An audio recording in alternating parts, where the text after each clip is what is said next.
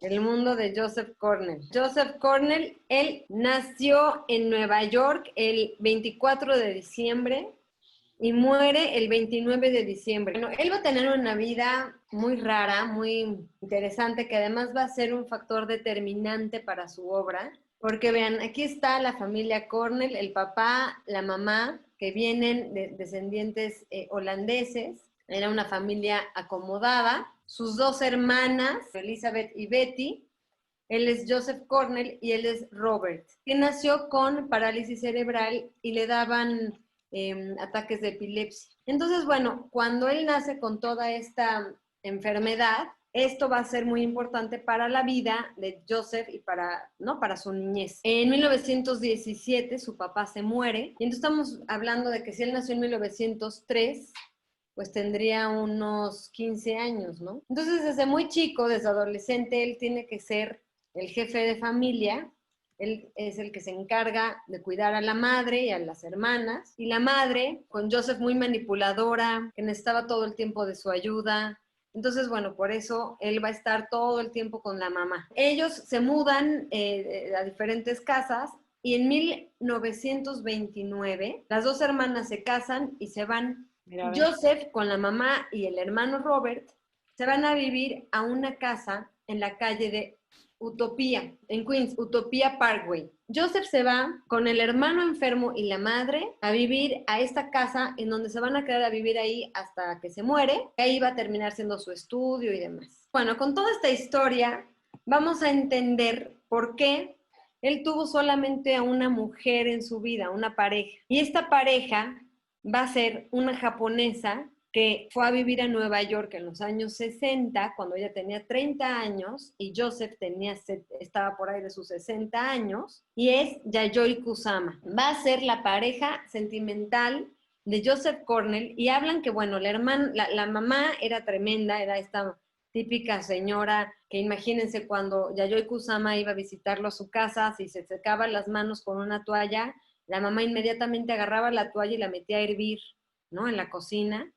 O cuando los veía, si los veía abrazados, les echaba agua. Entonces, bueno, la mamá era tremenda, ¿no? Obviamente le quería ahuyentar a cualquier persona que lo fuera a apartar de ella, por supuesto, ¿no? Y por otro lado, también Yayoi Kusama tiene una historia muy rara, porque Yayoi Kusama había llegado a vivir a Estados Unidos con esta idea de, bueno, encontrar, eran los años 60, imagínense, ella entra en el mundo del pop, del arte pop, que es donde estaban Andy Warhol, Claes Oldenburg, y ella se empieza a ser amiga de todos ellos. Ella hacía performances muy locos en donde ella se desnudaba y pintaba a la gente con pintura de colores fosforescentes, y entonces su obra va a ser muy sexual. Y también Yayoi Kusama habla que empezó a hacer este tipo de figuras alargadas que parecían falos, ¿no? Y ella dice que lo que más le aterroriza en este mundo es un pene erecto. Es así como, para ella es lo más terrorífico, y que el hacer esto en su obra va a ser una forma como de curarse, como de ir borrando poco a poco pues estos miedos. Aunque su obra es muy sexual, Yayoi Kusama dice que ella le teme muchísimo al sexo.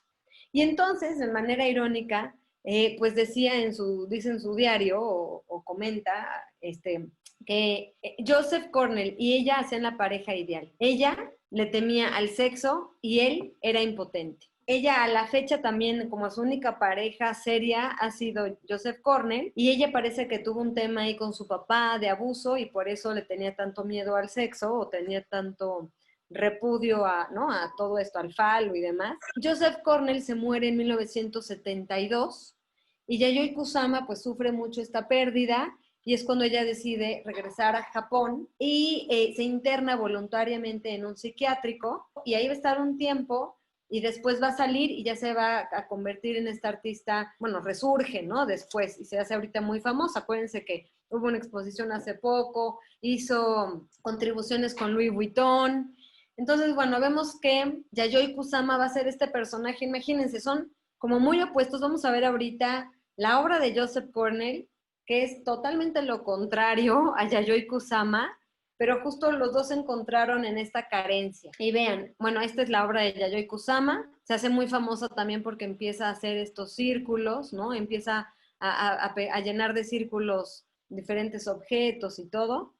Entonces, bueno, hace obras espectaculares. Esta es una obra que Joseph Cornell le hace a Yayoi Kusama, que está en la colección de Yayoi Kusama.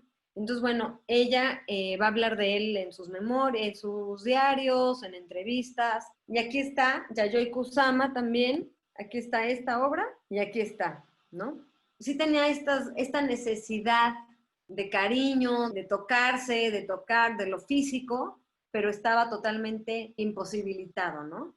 Y yo, ahí sí la figura materna creo que va a ser una figura determinante para que él tenga todos estos problemas, porque bueno, era una señora, y no nada más Yayoi Kusama habla de ella, sino, por ejemplo, Carol Ishiman es otra artista contemporánea, que fue su asistente de joven, y ella dice que Joseph Cornell solamente aceptaba o buscaba asistentes que fueran muy niñas, como adolescentes, y que uno podría pensar que era pervertido, pero que más bien las buscaba por inocentes, porque cualquier cosa que fuera como de mujer o sexualidad, y todo eso era un tema tabú en su casa para él, y bueno, y la mamá les hacía la vida imposible, les llevaba a todas sus asistentes y con las que platicaban después su desayunito y todo, y como que la sacaba, ¿no? O sea, la mamá era muy posesiva y no permitía que ninguna mujer le fuera a quitar ahí su lugar. Y entonces, bueno, pues eso yo creo que le afecta muchísimo después a Joseph Cornell para su relación con las mujeres. Pero vamos a ver que muchas de sus obras sí tienen esta cosa erótica, pero de lo femenino, no de la mujer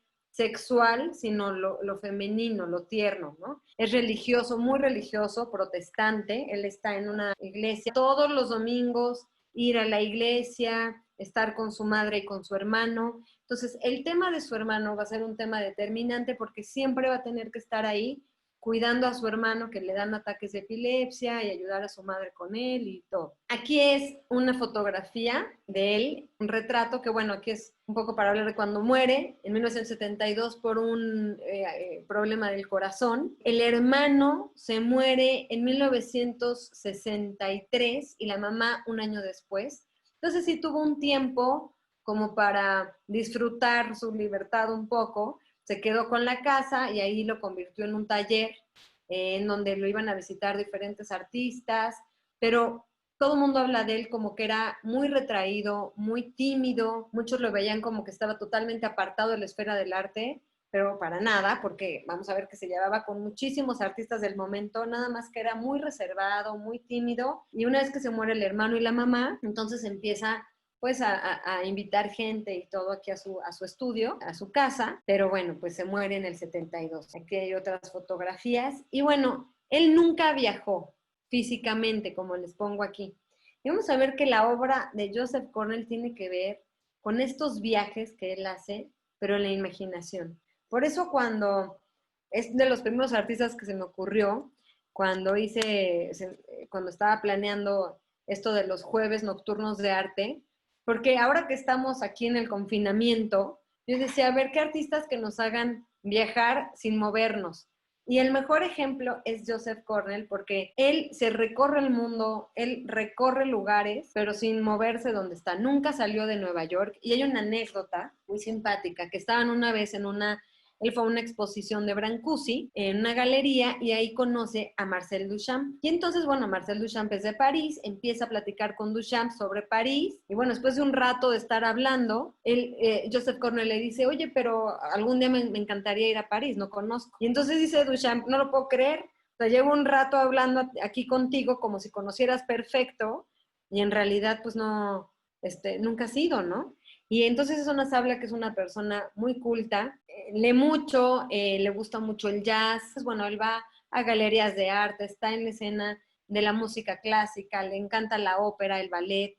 Entonces, bueno, es una persona que recorre el mundo, ahora sí que a través de los libros, de la imaginación. Él empieza a trabajar, durante 8 años trabajó como agente de viajes, imagínense, pero que era pues un trabajo que no le gustaba y lo tenía muy deprimido, pues porque era un trabajo muy de estar sentado en una oficina y tenía que estar guardando el último centavo y nunca disfrutar de eso. Y luego, en 1929, acuérdense que es el crack de la bolsa, la crisis, ¿no? Del 29, se queda sin trabajo y entra a trabajar en una fábrica de textiles, luego en una revista, trabaja también, hace trabajos para Vogue, por ejemplo, como para el diseño de portadas, pero son trabajos que va teniendo esporádicos. Y después, ya por ahí de 1940, entra a trabajar en un jardín que un amigo de su comunidad cristiana manejaba, y entonces entra a trabajar ahí. Por todo su trabajo como agente de viajes, pues también tiene esta posibilidad de conocer, ver folletos, ¿no? Y conocer sobre otros lugares. Y cuando llega al jardín es un momento en donde él empieza a escribir un diario, en donde habla de que le hace muy bien estar pues en contacto con la naturaleza, ir en bici hacia su trabajo, como que salir un poco más. Él entra a esta iglesia cristiana, la Iglesia de Cristo Científico, que creó esta señora Mary Baker Eddy a finales del siglo XIX. Y bueno, pues ella tuvo un accidente y se da cuenta que a través de las oraciones y la fe se recupera más, ¿no? Se empieza a mejorar. Y entonces hace un libro que tiene que ver con la recuperación a través de la fe y de las oraciones. Y entonces funda su iglesia, que es esta, la ciencia cristiana. Ahora estaba investigando sobre esta religión, todavía existe, y hay miles de iglesias por todo el mundo. Hay 1,200 iglesias, filiales y sociedades de Cristo científico, ¿no? Entonces está en todo el mundo, y obviamente Joseph Cornell, bueno, entra y se siente muy bien en esta iglesia. También los miembros de esta comunidad ayudan mucho al hermano. Y además, cuando él empieza a trabajar en este jardín que les decía, que era de un miembro de la comunidad cristiana, Robert empieza a dejar de tener estas epilepsias que le daban. Entonces fue como una época muy buena, ¿no? Para la familia. Aquí está Robert sentado en su silla, y aquí están Joseph Cornell con Robert y el abuelo materno, que el abuelo materno era un ingeniero, y él le enseñó todo esto. Él le gustaba mucho la ciencia. Entonces, bueno, toda la parte científica que va a tener Joseph Cornell va a ser por su abuelo materno, que también fue una figura importante, pues se murió el papá muy, muy joven, entonces estaba el abuelo materno, ¿no? Bueno, paralelo a toda esta vida de Joseph Cornell, estaba Julien Levy, que era un judío que había estudiado en Harvard negocios de arte, y en 1931 su mamá se había muerto, se acaba de morir, y él recibe una herencia muy buena, y entonces en 1931 abre su galería Julien Levy. Es muy simpático pensar, imagínense, estamos en 1929, la crisis, Joseph Cornell perdió el trabajo, y como él, muchísimos más en Estados Unidos, pero por otro lado está un Julien Levy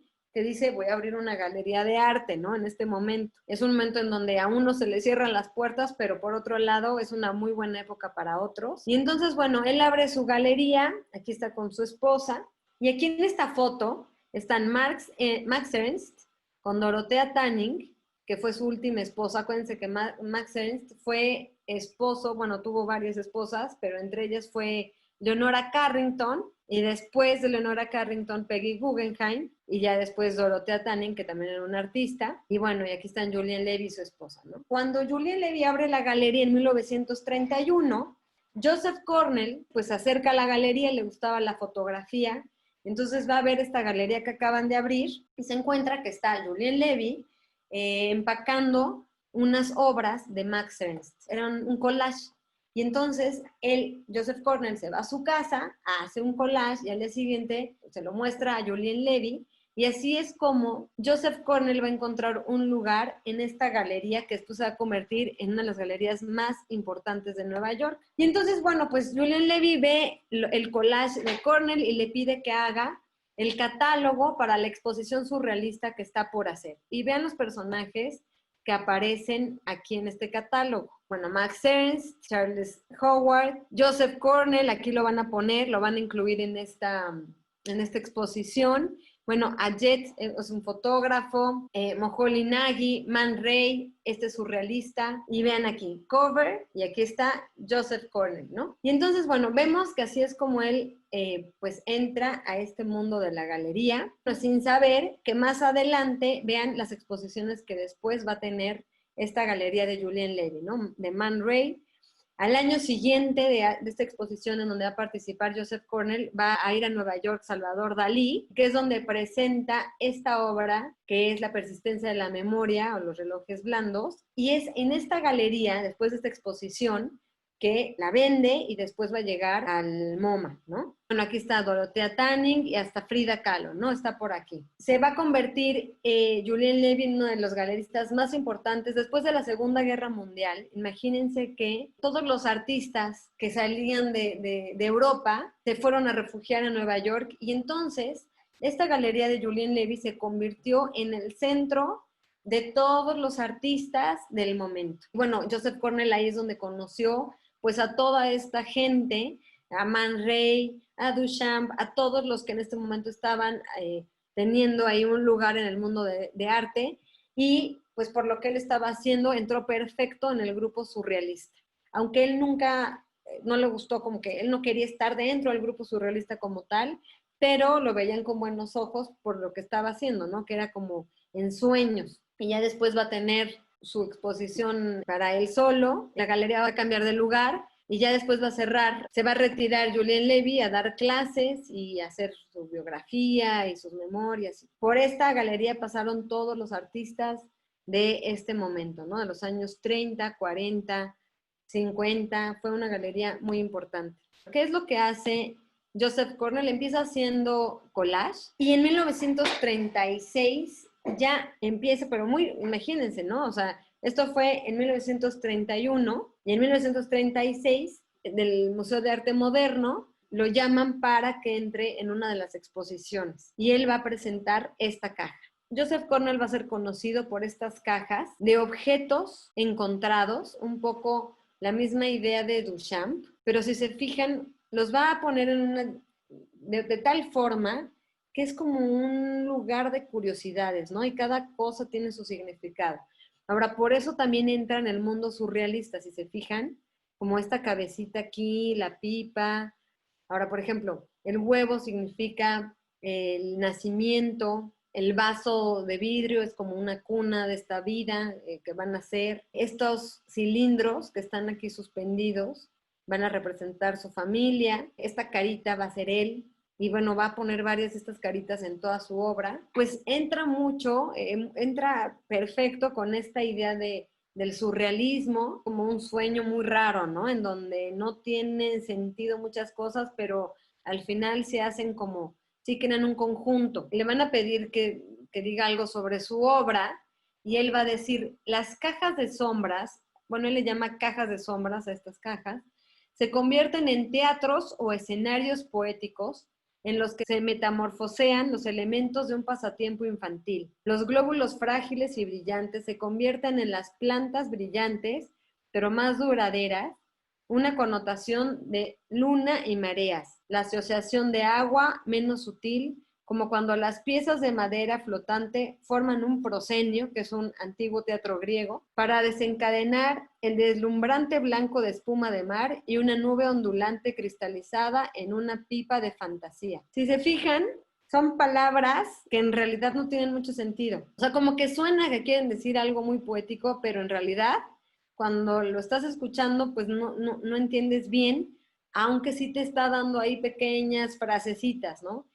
Y entonces esto es lo que hacían los surrealistas en este momento, esto es lo que hacía Breton, esto es lo que hacían todos ellos, renovar la imaginería poética, y era como soltando palabras, como liberándolas. Sonaba muy ilógico, pero eso hacía que el que lo escucha pues empiece a formarse sus propias ideas. Pero vean, igual la pipa, y estas son como conchas, también que están suspendidas. No están pegadas tal cual, sino que tienen una tercera dimensión. Aquí hay otra muy similar. Él es un pepenador. Él va construyendo, cuando él se va a encontrar algo que le va a hacer como tener como el chispazo de idea, ya va a poner todo el conjunto. Entonces, se fijan, atrás hay un mapa, son puros recortes, y son cosas que se ha ido encontrando. Él no es un escultor, no crea, no pinta, no va a dibujar nada. Él lo que hace es ensambles. Él va a ensamblar todos estos objetos y los va a meter en esta caja. Cabinet of Natural History, ¿no? Y entonces pone postales antiguas y estos frasquitos que adentro les va a meter diferentes cosas como polvos, pigmentos, canicas, pedacitos de vidrio, y todo les va a poner sus titulitos, ¿no? Entonces, el punto aquí es, te da esta idea como que tú puedes llegar y ponerte a buscar en cada uno de los frasquitos qué es lo que tiene. Te despierta esta idea de la curiosidad. O por ejemplo esta, ¿no? Se llama El Egipto de Mademoiselle Cleo de Merode, que Cleo de Merode es una bailarina. Él va a estar muy clavado, le encanta el ballet y entonces va a hacer muchas cajas con referencia a bailarinas de ballet. Y aquí pone, por ejemplo, esta es una diosa egipcia y entonces Cleo de Merode, que es la bailarina, pero también Cleo de Cleopatra, y entonces pone un peine, y pone objetitos, como que si fueran todos los objetitos de esta persona que está ahí, ¿no? Y por ahí había un curador que decía, es como si fuera la cajita para cuando se despierta en la otra vida, todo lo que va a necesitar, ¿no? Su neceser. Él no es la primera persona que hace este tipo de cajas llenas de objetos, y ya tenemos a Duchamp que años antes, vean, en 1934, había hecho esta que se llama la caja verde, pero es más bien como una carpeta en donde Duchamp lo que hizo fue poner recortes, anotaciones, dibujos, postales, ¿no? Todo lo que era todo su mundo de imaginación y lo tenía guardado aquí. Es más como un museo móvil. Y aquí está otro que hizo después. Por ejemplo, está en el Museo de Filadelfia, que es una caja, son como detalles de sus obras, pero en esta caja móvil. Y entonces, bueno, toda esta se cierra y es como si fuera un museo móvil con todo su obra y su imaginería dentro, ¿no? Pero si se fijan, es muy distinto el concepto de Duchamp a este concepto de Joseph Cornell, porque Joseph Cornell no es que fuera un museo móvil en donde le pones ahí tus obras, sino la caja en sí es el objeto en donde dentro vas a poner todo un mundo de fantasía. Los gabinetes de maravillas. Existían desde el siglo XVI y XVIII estos gabinetes de maravillas que eran los nobles que tenían los medios, ¿no? El conocimiento y demás, el dinero, pues tenían estos cuartos en donde ponían ahí todos sus objetos raros que coleccionaban. Y entonces vean, por ejemplo, colgaban que si los fósiles o cocodrilos, ¿no? O animales extraños los colgaban del techo, o que si ya se habían encontrado X o Y, ¿no? Todo esto lo ponían en cuartos repletos de cositas que coleccionaban. Esto del coleccionismo, pues no es nada nuevo, es algo muy antiguo y que además se usaba en estos grandes gabinetes. También, por ejemplo, Pedro el Grande en Rusia fue un gran coleccionista. A él, bueno, él tiene una anécdota que se fue durante 3 meses a recorrer Europa, se fue escondido, ¿no? No decía que era Pedro el Grande, sino que se fue a recorrer para conocer cómo era Europa, y entonces él coleccionaba todo lo que puedan imaginar, y ahora hay un museo en San Petersburgo, que es el Kunstkamera, que es toda la colección de Pedro el Grande, pero tiene 2 millones de piezas de distintos temas. Imagínense coleccionar 2 millones de objetos. Lo que causa más sensación en el público a la fecha, pues son estos botes de fetos, porque él pedía que todos los bebés que nacieran muertos con alguna deformidad se los dieran para su colección. Y entonces, pues está lleno pues de, ¿no? Los que vienen pegados y bueno. Y esto es lo que hace Joseph Cornell, pero es como si fueran gabinetes en un pequeño sitio, ¿no? En sus cajitas. Entonces, por ejemplo, está la farmacia, que esta obra perteneció a Duchamp. Estas cajas de Cornell son como estos gabinetes, son micromundos. Y entonces nos permiten curiosear como si estuviéramos en el Kunstkamera de Pedro el Grande, pero en lugar de ver todos estos fetitos, estamos viendo todas estas curiosidades que pone aquí Joseph Cornell, ¿no? Y una ala de mariposa, unas conchas, arena, ¿no? Hay de todo. O también las aves exóticas. Entonces, son recortes de diferentes aves y las complementa con estas pinturas Ahora, en este momento, en los años 50 es cuando se va a poner de moda en Nueva York el expresionismo abstracto, Pollock, Rothko, y entonces, bueno, esto es, ¿no? Como que también ahí está la influencia de Pollock, ¿no? De este expresionismo abstracto. La piedra, el pedacito de madera, y todo esto lo va recortando y lo va ordenando para crear todo este mundo en esta caja. O esta otra, es una caja en donde le pone hoyos, pero tú cuando ves, pues ves oscuro adentro. Te da esta idea como de qué hay dentro, ¿no? Ahora, ¿qué hace Caperucita y el Lobo aquí, por ejemplo? Este se llama Hotel del Ángel y es como si, ¿no? Estuvieras en un bosque, te vas a meter a ver a este bosque de oscuro, ¿no? O está esta otra con recortes de diferentes temas, o esta otra.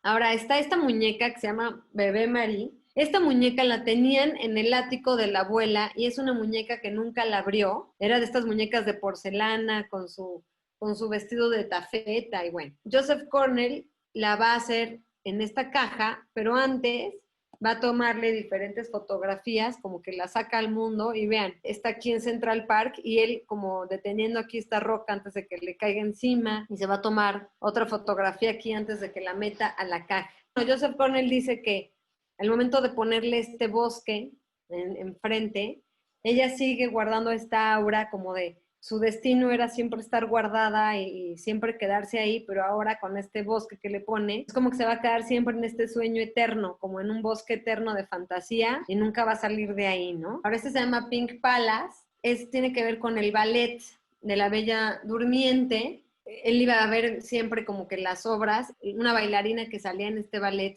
decía que él siempre se quedaba después de las funciones a recoger pues todas las plumas y cositas así que dejaban por ahí de la escena para ponerlas en sus cajas. Entonces él siempre se le vio pepenando objetos para ponerlas en sus cajas. Ahora, por ejemplo, que es fuente de arena, tiene el mismo principio de los relojes de arena, que son cajas que empezó a hacer con arena pintada de colores, hizo varias de diferentes colores, entonces tú lo puedes mover y te va a dar siempre otra forma, ¿no? Porque la arena se va a colocar de diferente manera. Entonces están hechas para que tú les des movimiento y siempre van a cambiar de forma. Él saca como tu espíritu boyerista para que vayas y tú estés ahí curioseando, o aquí está este otro, ¿no? Ahora hizo cajas para diferentes, ahora por ejemplo en esta caja, Taglioni era una bailarina que hizo una representación en Rusia, pero bueno, contaba la historia, que ella tenía en su alajero un cubo de hielo para siempre acordarse de cuando tuvo que bailar en Rusia, en el hielo, con unas pieles de animal. Entonces, ese fue como una gran representación y siempre conservaba su hielo. Entonces, aquí lo que hace Cornell es hacer un alajero dedicado a ella, con un collar y estos vidrio azul que te dan la representación del cubito de hielo, y aquí la explicación como de la anécdota de cuando ella bailó en Rusia sobre el hielo. Entonces, bueno, es su forma de hacer estos retratos de las personas a través como de objetos que significan algo para las personas que están retratando. No te pierdas el próximo video y no te olvides por favor de darle like o compartir. Nos vemos a la próxima. ¡Suerte!